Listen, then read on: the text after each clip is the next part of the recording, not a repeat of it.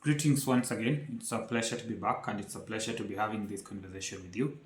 For those who've been watching our videos, you understand we talk about different subjects and different topical areas that are impacting us as individuals in terms of professional development, personal development, but most importantly within the healthcare and pharmaceutical industry in Africa. So today I'm going to talk about a topic that is relevant and critical in our professional development, and I'll look at it from the job market dynamics. Everybody is looking for a job, and everybody who is looking for a job might not be getting the job they were hoping for. And therefore, the question that keeps coming back is what is the dynamics in the market? What's happening in the markets and wherever it is that we are in? And I would say it's critical for us to understand the job market in the sense that when you're looking for a job and you're not getting the jobs, there are only two probable things. Either you are not aligned to the jobs that are available in the market, or the jobs that are available in the market are not as many as you'd have hoped for, and therefore there's limited number of opportunities. In this particular context, I would say the job market has not been the best in the global markets and even locally in different jurisdictions and countries where we do operate in. And by virtue of that, then you realize that if you're getting, for example, in Kenyan context, we're getting 1 million graduates every year, and the jobs that are available on an annual basis is less than 200,000, it means we are having more than 800,000 learners, or graduates rather, who are getting into the job market with no prospects, no opportunities in terms of mainstream employment.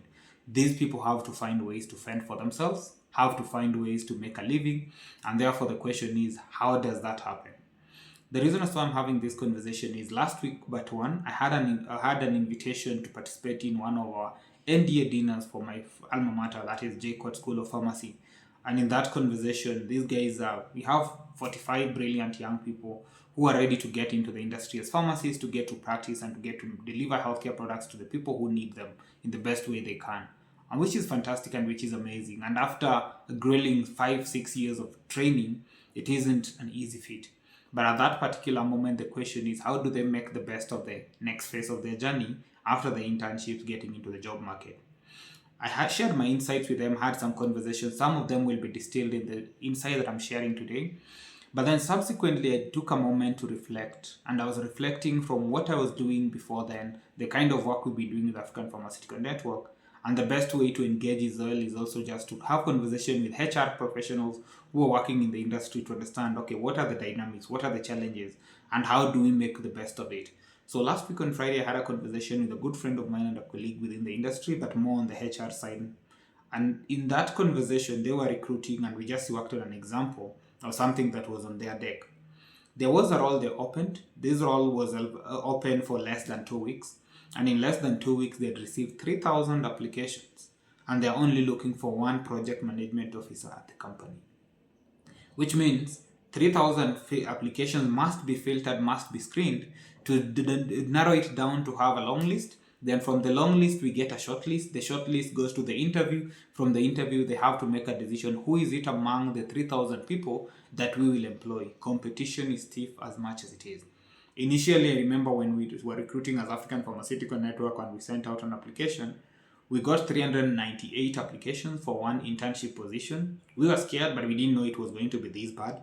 And therefore, then these dynamics are pointing us towards a problem that is existing. And the same was reflected last week when we saw what was happening from a government standpoint, where the Kenya Ports Authority indicated they received more than 500,000 applications, and they only had 296 opportunities, meaning the jobs are not being created fast enough.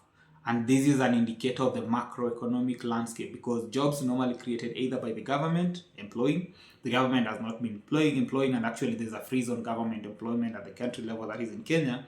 But on the other end, the private sector is looking at how do they create jobs. Private sector creates jobs when there's demand for products and there's consumption, and therefore there's need to produce more, supply more, market more, whatever it is in terms of need for labor. An indicator is that yes, the market is growing, the economy is growing, the inflation is actually kind of stabilizing and all that, or coming low, but the demand is not as much as would have expected, and this is also a driver of that consumption that is not as much in the market. So as a young person, as a professional, whichever, young or old, wherever, you're looking for jobs in the market, you have to rethink the game plan, and you have to ask yourself, what is the long-term goal on whatever it is that you're doing? And it has to be calculated, and it has to be pragmatic enough. So with that understanding of the situation as it is, what are the key critical hacks that we need to start from? For me, I normally look at it from a point of start from a benchmark. Ask yourself, what is the end goal in this particular context? Do I want to have a job or do I want to make a living? And if at all I want to do either or both of them, how do I want to make that work for me? And in that context, look at it from your financial position, the social dynamic, the life aspects of what you need for your life, and the commitments and obligation that you also do have. Most of the time, the job is a kind of a vacation that actually you're applying yourself and exerting yourself to make a contribution. But to some, it's also just a tool of trade in the sense that I'm getting a job to pay my bills and sort that is it. Neither of them is right and neither of them is wrong. So it's a matter of you knowing where you're starting from and what are you hoping for.